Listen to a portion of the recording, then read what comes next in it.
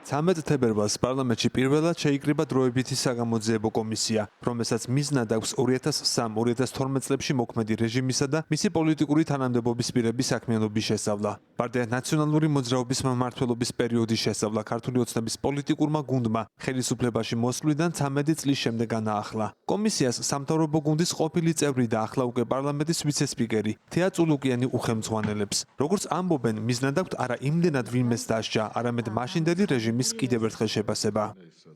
ნულიდან არ ვიწყებთ, იმიტომ რომ ბოლო 12 წლის განმავლობაში ჩვენმა სამართალდამცველმა ორგანოებმა და სასამართლოებმა ტიტანური შრომა გასწიეს და არაერთი საქმე არის დასრულებული. მიზანი არის, რომ ჩვენ შევაფასოთ, ვინ მართავდა სახელმწიფოს 2003-2012 წლებში. მიმართულება იქნება ყველა მოცული დაწყებული ციხეებით, გაგრძელებული ქონების ჩამორთმევის საკითხებით, როგორ აწარმოებდნენ საერთაშორისო დავებს ზედაპირულად განზრახ თუ ზედაპირულად გაუფრთხილებლობით.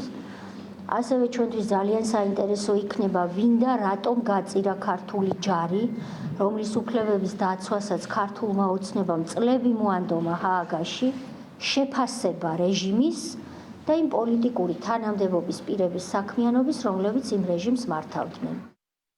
პური არა, მაგრამ სანახაობა. ასე აფასებენ ერთიანობა ნაციონალური მოძრაობის წარმომადგენლები ქართული ოცნების ამ გადაწყვეტილებას. ყოფილ სახელისუფლებო პარტიაში თვლიან, რომ ეს მხოლოდ პოპულისტური ნაბიჯია, თავიანთი მხარდამჭერების რეალური პრობლემებიდან წარსული საკითხებზე ყურადღების გადასატანად.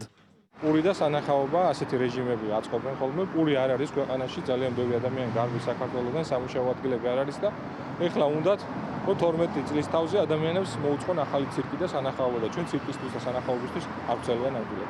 აქ ბუტკაში, ეგრეთ წოდებულ პარლამენტში ყველაფერი ფარატინაკ ახალდია, ოღონდ აი წულუკიანის საგამოძიებო კომისია არის ყველაზე მაგარი. რუსეთის დუმაში ითხოვდნენ მსგავს საგამოძიებო კომისიის შექმნას 2008 წელთან დაკავშირებით, რომ ყველა დამნაშავე, ვინ წინააღმდეგობა გაწია რუსული ოკუპაციის წინააღმდეგ დასჯილიყო და თავარი დამნაშავე არის პუტინის რუსეთი, იმაზე არაფერს არ ამბობენ და ვინ წინააღმდეგობა გაუწია და გაუწია იმას, რომ თბილისში არაფრიალებული იყო რუსული დროშა, ამ ხალხის დასჯას აპირებენ, რაც სამალავია. დროებითი საგამოძიებო კომისია სავარაუდოდ 6 თვე იმუშავებს. ის 10 დეპუტატითაა დაკომპლექტებული. ქართული ოცნების წევრები ამბობენ, რომ გამოკითხვაზე დაბარების შემთხვევაში თუ პირი კომისიასთან არ ითანამშრომლებს, მას კანონით გათვალისწინებული სასჯელი ელის. ჯერ უცნობია, როდის და რა საკითხით დაიწყებს კომისია არსებით საკითხებზე მუშაობას. ალეკო კვეტაძე, ევრონიუს, ჯორჯია.